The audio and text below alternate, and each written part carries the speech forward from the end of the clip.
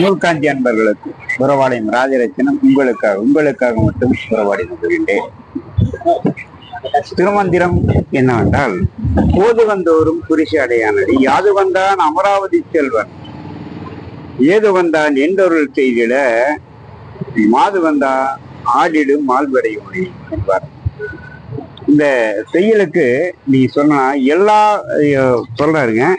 போது வந்தோறும், அதாவது ஒவ்வொரு மணித்துளிகளிலும் நாம் சந்தோஷமாக அன்பு ஆளுமை ஆனந்தம் அடைய வேண்டும் என்பதைத்தான் போது வந்தோறும் குறிசி அடையான் இருக்கிறார்.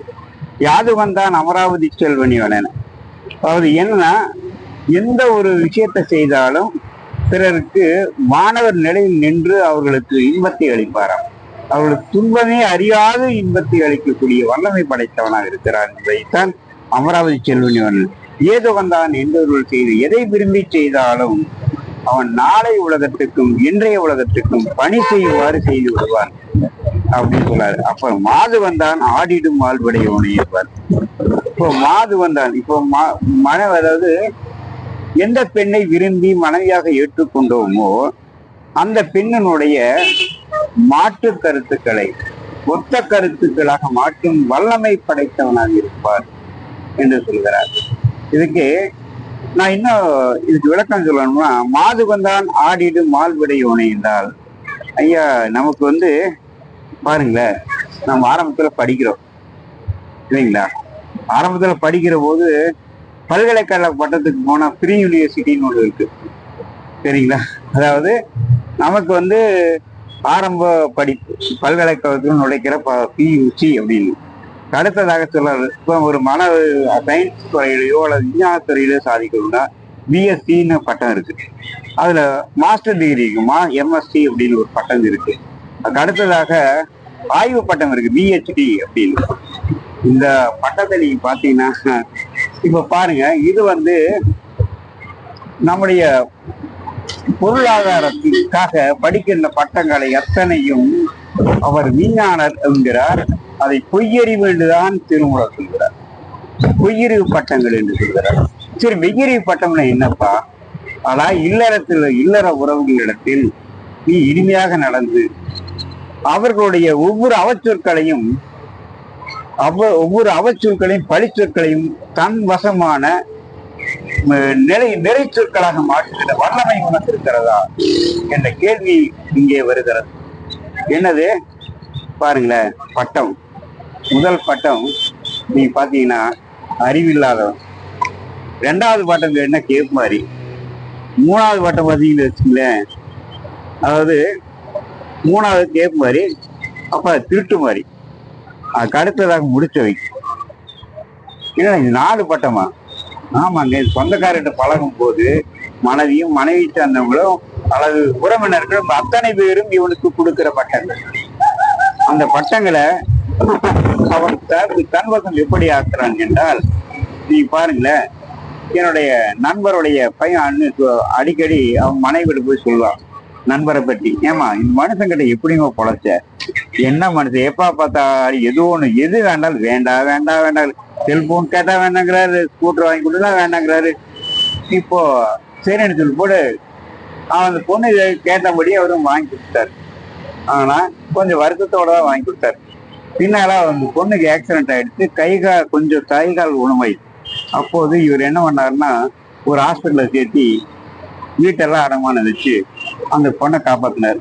காப்பாற்றும் போது பொண்ணு கேட்டா, அப்பா என்னை எப்பவுமே விமர்சிக்கிற மண்ணை என்னையாப்பா காப்பாத்தினேன், அப்படியே விட்டுக்கலாமல்லப்பான்னு கேட்கும்போது, இல்லம்மா என்னுடைய செல்வம் நீ, உன்னை நான் காப்பாற்றணுமா. அப்படி காப்பாற்றும் போது நான் என்னோட செலவெல்லாம் பத்தி எனக்கு கவலை கிடையாது.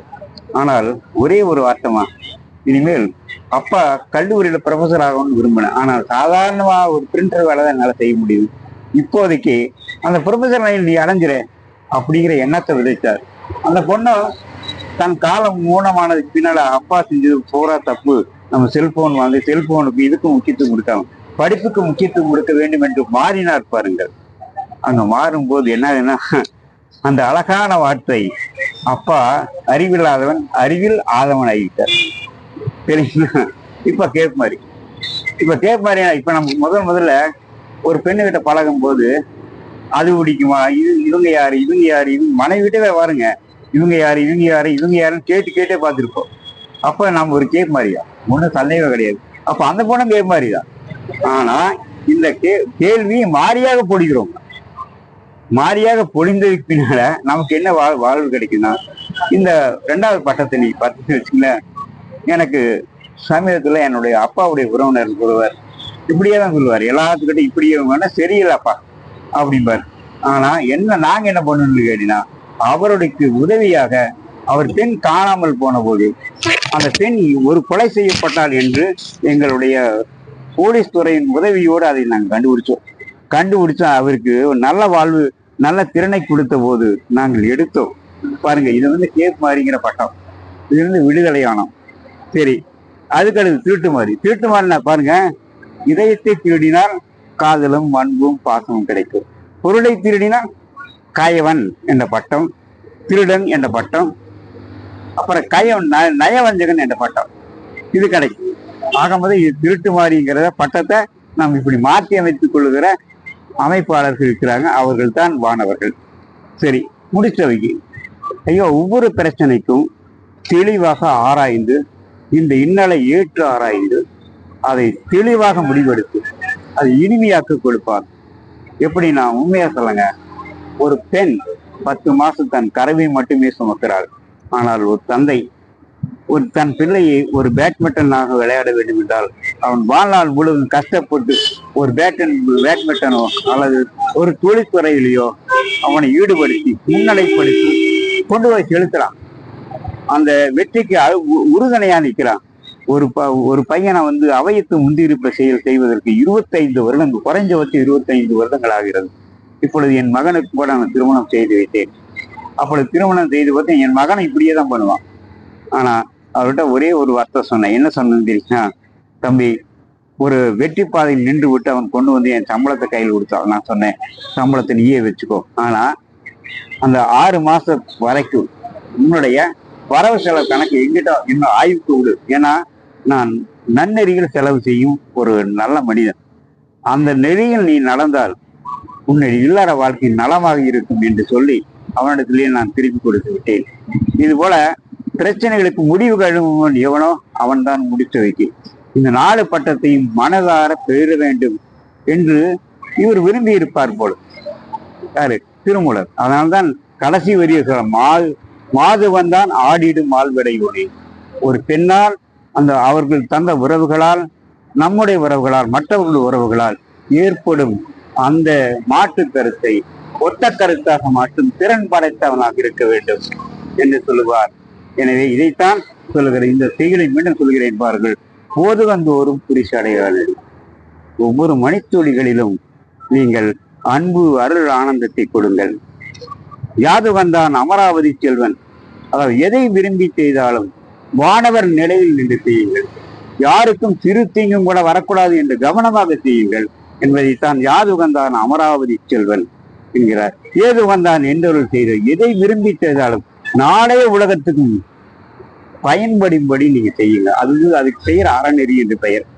மாது வந்தான் ஆடிடும் வாழ்வடி. எனவே இப்படி ஒரு பெண்ணிடத்தில், ஒரு உறவுகளிடத்தில், நண்பர்களிடத்தில் பழகும் போது நமக்கு மாற்று கருத்துக்கள் வரத்தான் செய்யும். அந்த மாற்று கருத்துக்களை ஒத்த கருத்து மாற்றும் திறன் படைத்தவனாக ஒரு இல்லறத்தான் வாழ வேண்டி இருப்பது இயமம் என்ற தலைப்பிலே சொல்லுகிறார் திருமூலர். எனவே இந்த இயமம் என்ற தலைப்பிலே வாழ்ந்து நாம் மகிழ்ச்சியோடு வாழ்வோமாக என சொல்லி நன்றியுடன் உங்களிடம் விடைபெறுகிறேன். நன்றி, வணக்கம்.